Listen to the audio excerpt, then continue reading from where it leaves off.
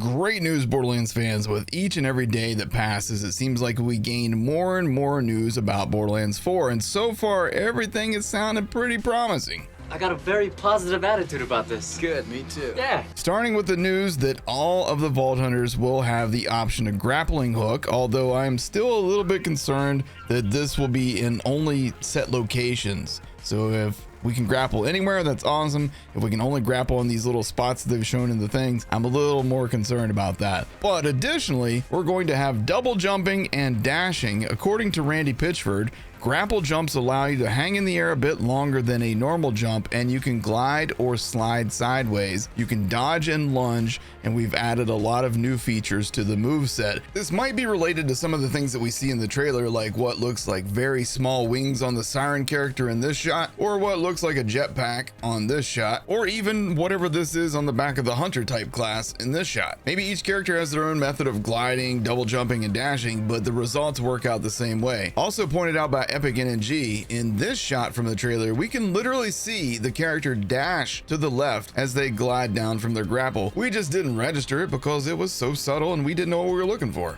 And I just want to say big shout out to Epic NNG, who's been covering a lot of this news and information. Go check him out as well. But Epic NNG and his entire team that put together the Redux mod for Wonderlands already did double jumps and dashes, so really ahead of their time on that one. Another huge quality of life that will be familiar to Destiny fans is the ability to summon your vehicle whenever you need it. No more running across the map or fast traveling back to the last save station to get a new car. According to Anthony Nicholson from Gearbox, they said in addition to that, we have the ability to generate vehicles. We call them personal vehicles, and as you can see in the video, you can spawn them from anywhere at any time. Speaking of traveling, according to Randy Pitchford, Borderlands 4 is not an open world game, but it is more open than previous games, and the world is bigger. Additionally, players can travel anywhere that they can see. He says, I have to be a little careful about that. Different games have their own definition of what open world means, and many games fill their open worlds with systemic, algorithmically generated content.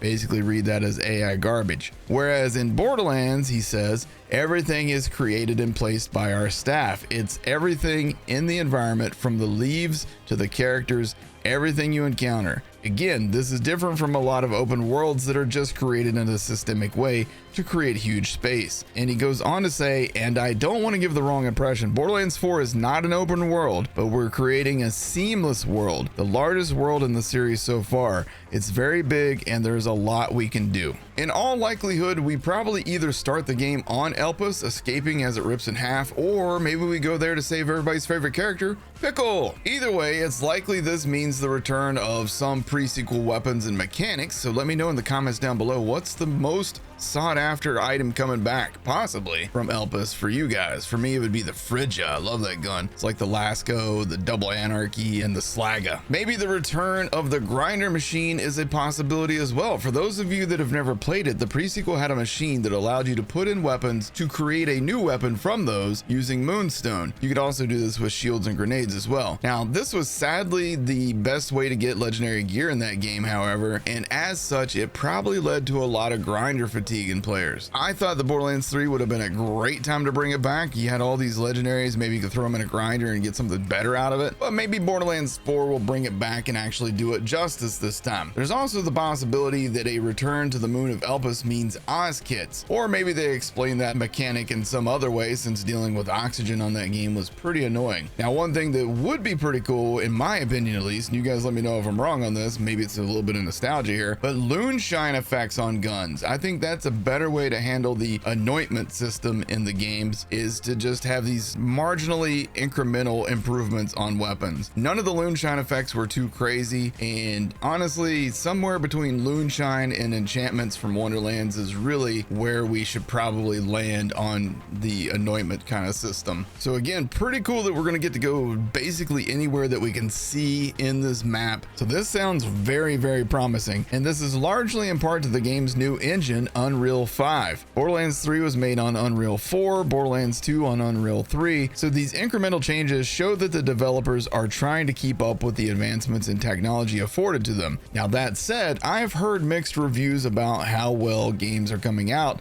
using Unreal 5. I've heard that there's been some terrible optimizations, although I'm not even sure which games have come out on Unreal Engine 5 myself, other than I think Black Myth Wukong came out on that, and it's done very well. So if you know of any games, let me know down in the description below, and let me know if they've been well optimized or not. Now, all that said, if you are still on PlayStation 4 or whatever the letter of the alphabet, the Xbox equivalent is to that, basically old gen consoles, then it is time to think about an upgrade, because Borderlands 4 is not coming to old gen. And honestly, it might be time to think about buying a PC. Now, if you want to stick to consoles, then just know that they've also said that crossplay is built in right at launch. No waiting for Sony to get on board this time like what we had to wait for with Borderlands 3.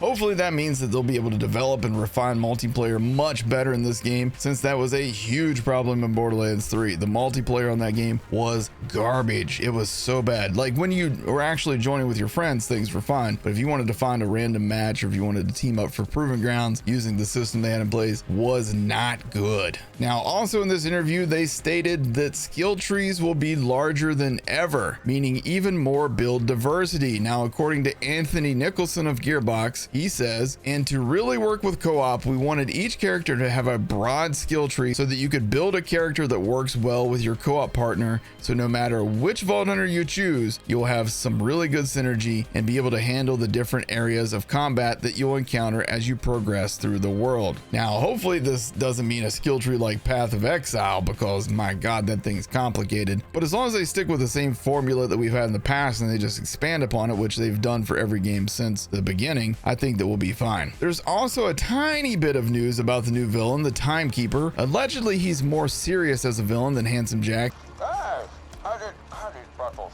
and the Calypso twins. Apollyon Station. Just blast that subway car with your butt stink.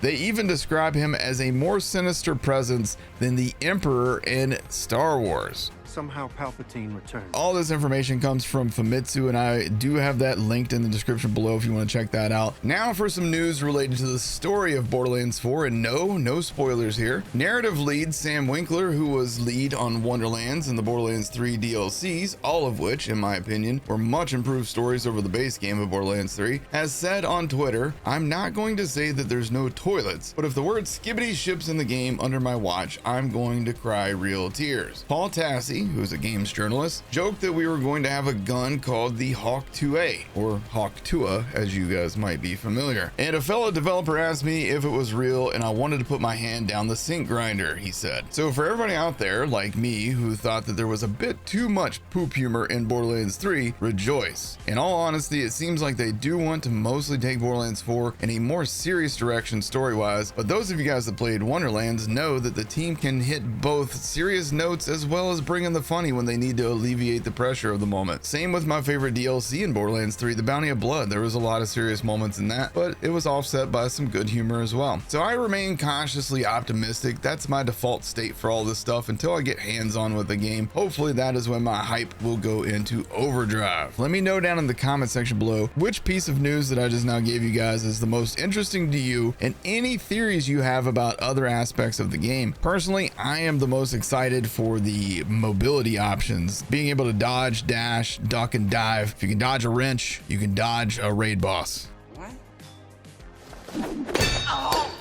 But I'm super duper looking forward to those skill trees too. Thanks for watching, guys, and be sure to subscribe for more Borderlands news, information, playthroughs, guides, and more.